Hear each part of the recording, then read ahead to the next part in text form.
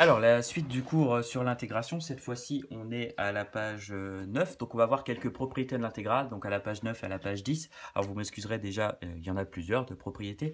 Alors, c'est plutôt des propriétés théoriques qui vont servir à comprendre vraiment ce que représente l'intégrale.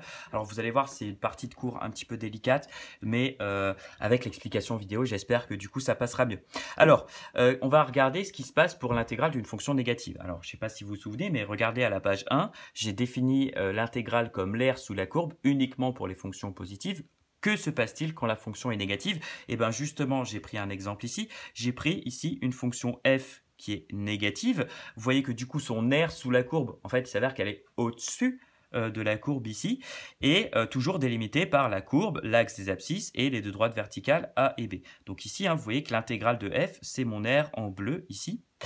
J'ai défini la fonction petit g.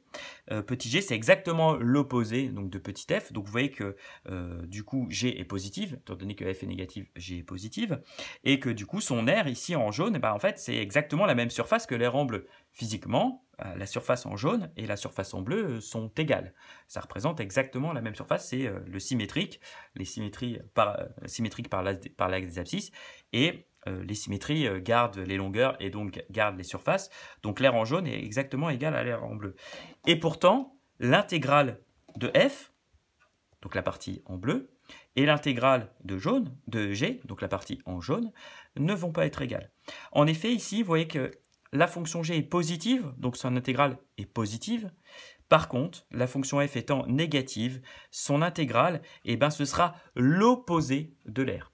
Donc à chaque fois qu'on aura une fonction qui va être négative, dont en fait la représentation est en dessous de l'axe des abscisses, en fait on va compter les aires, mais négativement. Donc c'est toujours le même domaine, délimité par la courbe de f, l'axe des abscisses et les deux droites, donc verticales, x égale à x égale b, mais par contre compter négativement. On va vraiment prendre l'opposé à chaque fois.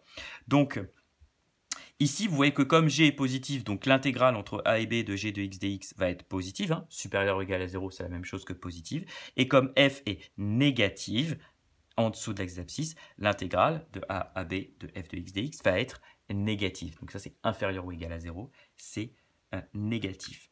Du coup, on a un premier théorème, un théorème qu'on appelle le théorème de positivité d'ordre.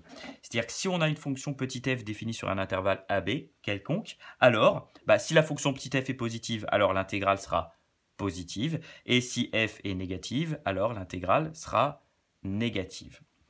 Attention, cette propriété est tout à fait vraie. Par contre, la réciproque ne l'est pas. C'est-à-dire que je peux avoir une fonction dont l'intégrale est positive et qui ne va pas être positive tout le temps, en fait. Alors, là, on commence à aller chercher des fonctions un peu bizarres qui vont modéliser un petit peu moins les phénomènes physiques. C'est pour ça que je vais moins vous en parler.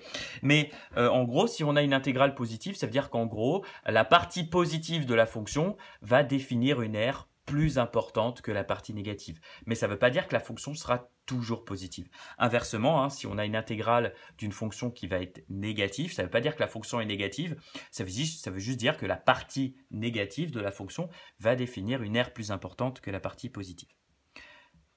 On regarde les autres propriétés pour la vidéo suivante.